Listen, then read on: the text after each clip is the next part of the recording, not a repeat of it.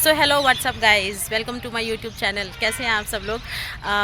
आज का जो सुहाना सफ़र है वो स्टार्ट हो रहा है प्रयागराज से। मैं आ गई हूँ त्रिवेणी संगम पे। मेरे पीछे आप जो देख रहे हैं ये अकबर का किला है, अकबर फोर्ट है। और कौन कौन सी जगह यहाँ आसपास है और कैसे आप यहाँ पर विज़िट कर सकते हैं, प्रयागराज में क्या क्या देखने के लिए खास है, सब कुछ बताऊँगी इस वीडियो में। बने रहिए एंड तक। तो चलिए स्टार्ट करते हैं फिर आज का नया सुहाना सफ़र। Let's go. तो वाराणसी से बस पकड़कर हम निकल लेते हैं प्रयागराज के लिए। बस का जो फेयर था वो 190 रुपीज़ पर हेड था और टाइम जो हमें लगा वो लगा 4 से 4.5 घंटे के अराउंड। वाराणसी का अगर आप लोगों ने वीडियो नहीं देखा है तो आप प्लीज़ ज़रूर देख लीजिएगा। वहाँ की सारी इन्फॉर्मेशन मैंने अपने पिछले ब्लॉग में दी है आपको। वाराणसी से प्रयागराज तक का रास्ता जो था वो बिल्कुल स्मूथ था, अच्छा हाईवे था, तो पहुँचने में कोई दिक्कत नहीं हुई। प्रयागराज बस स्टैंड पर पहुंचकर हमने ई रिक्शा ले लिया और हमारे होटल तक के लिए, जिसने हमसे 150 रुपये चार्ज किए। ये होटल का रिसेप्शन है, हमने हमारे होटल में चेक इन कर लिया था। आप होटल का रिसेप्शन देखिए, काफ़ी साफ़ सुथरा होटल था। ये डाइनिंग एरिया है होटल का। रूम जो थे वो काफ़ी छोटे थे, लेकिन ओवरऑल जो है वो ठीक था होटल।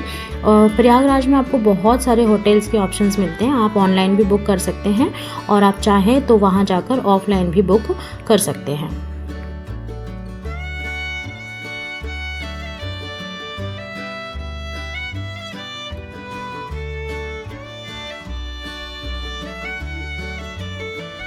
ये हमारा रूम था जो थोड़ा सा अभी मैसी हो चुका है क्योंकि हम चेक इन कर चुके थे रूम में। छोटा सा रूम था बिल्कुल ही, लेकिन जितनी भी बेसिक एमिनिटीज़ चाहिए होती हैं स्टे करने के लिए वो सारी यहाँ पर अवेलेबल थी। रूम जो है वो एसी रूम था और एसी प्रॉपर तरीके से काम कर रहा था रूम में। क्योंकि हम सफ़र करके आए थे इसलिए थक गए थे, तो चेक इन करने के बाद हमने लंच किया और लंच करने के बाद हम सो गए थे। शाम को फिर हमने हमारा जो प्रयागराज का ट्रिप था वो स्टार्ट किया। होटल के बाहर से ही हमने ई रिक्शा कर लिया, जिसने हमसे 100 रुपये चार्ज किए और उसने हमें त्रिवेणी संगम घाट पर उतार दिया। यहाँ की सबसे अच्छी बात जो मुझे लगी वो ये कि जितने भी जो मेन जो टूरिस्ट प्लेसेस हैं सब आसपास ही हैं, नियर बाई हैं। त्रिवेणी संगम के जस्ट बगल में ही ये अकबर का फोर्ट है और इसके पास में ही बड़े हनुमान जी का भी मंदिर है। तो जितनी भी जो टूरिस्ट प्लेसेस हैं सब बिल्कुल नियर बाई हैं। आपको एक ही जगह पर पहुंचना है और आप सारे प्लेसेस को वहीं पर ही कवर कर सकते हैं। तो आप वीडियो में आप देख सकते हैं कि सब कुछ एकदम से एक दूसरे के साथ में सटे हुए प्लेसेस हैं, तो आपको कहीं और जाने की ज़रूरत नहीं है।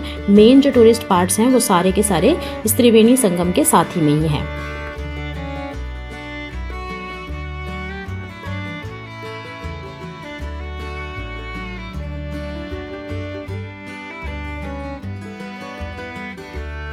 संगम पर पहुंचकर हमने हमारी आज की पहली एक्टिविटी की और सबसे इम्पॉर्टेंट एक्टिविटी की, जो कि थी बोट राइड।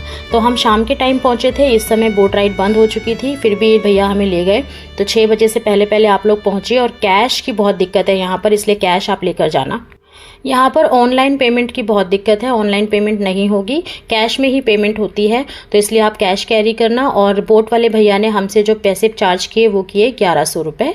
तो आप इस हिसाब से जो है यहाँ पर थोड़ी बहुत बार्गेनिंग भी कर सकते हैं। बोट वाले भैया ने ना सिर्फ बोट राइड करवाई हमें, बल्कि जितनी भी मेजर जो इन्फॉर्मेशन थी वो भी हमारे साथ शेयर की। उन्होंने सब कुछ बताया हमें कि कहाँ पर क्या चीज़ इंपॉर्टेंट है, गंगा कहाँ से आ रही है, यमुना कौन सी नदी है, और भी जितना भी हिस्टोरिकल जो चीज़ें थी, राम जी आए थे, उन्होंने कहाँ स्टे किया, कैसे, ये सारी इन्फॉर्मेशन भी साथ के साथ भैया हमें दे रहे थे। तो ओवरऑल जो ये राइड थी वो काफ़ी अमेजिंग थी, हम लोगों ने काफ़ी इन्जॉय किया। यहाँ आकर सीता और राम ने जोड़े से पूजा किया माता देवी को, स्नान करके फिर चित्रकूट को भगवान गए। बोट राइड करते हुए आप इस पॉइंट पर पहुंचेंगे जहां पर नहाने के लिए जगह बनाई हुई थी। और गाइस इतना गंदा था यहाँ का पानी और यहाँ का एटमॉस्फेयर कि हम लोगों ने तो स्नान किया नहीं। और इसी पॉइंट के साथ में आपको दिखेगा ये वाली जगह जहाँ पर आप गंगा और यमुना दोनों नदियों को एक साथ मिलते हुए देख सकते हैं। बिल्कुल क्लियरली पता चल रहा है। हम लोग शाम को आए थे इसलिए कलर डिफरेंस नहीं दिख रहा, लेकिन अगर आप दोपहर के टाइम पर आएंगे तो आप गंगा और यमुना दोनों नदियों के कलर डिफरेंस को भी देख पाएंगे।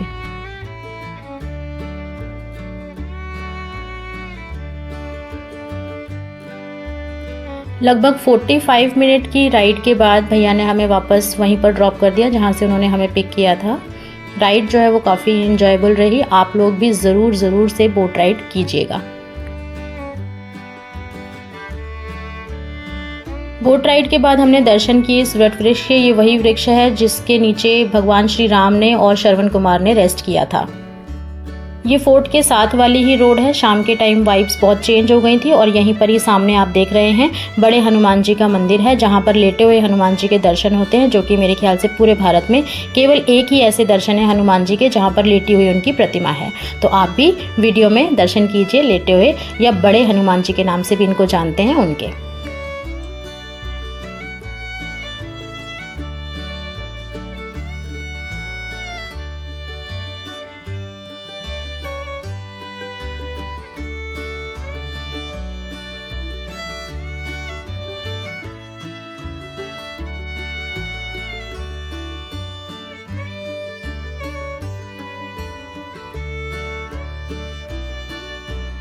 हनुमान जी के दर्शन करने के बाद हम वापस अपने होटल के लिए निकल गए, क्योंकि हमारे पास सिर्फ इतना ही समय था, तो हमने यही जगह कवर की सिर्फ। और नेक्स्ट डे हमें उज्जैन के लिए निकलना था। वीडियो आपको कैसा लगा प्लीज़ मुझे ज़रूर कमेंट करके बताइएगा। मिलते हैं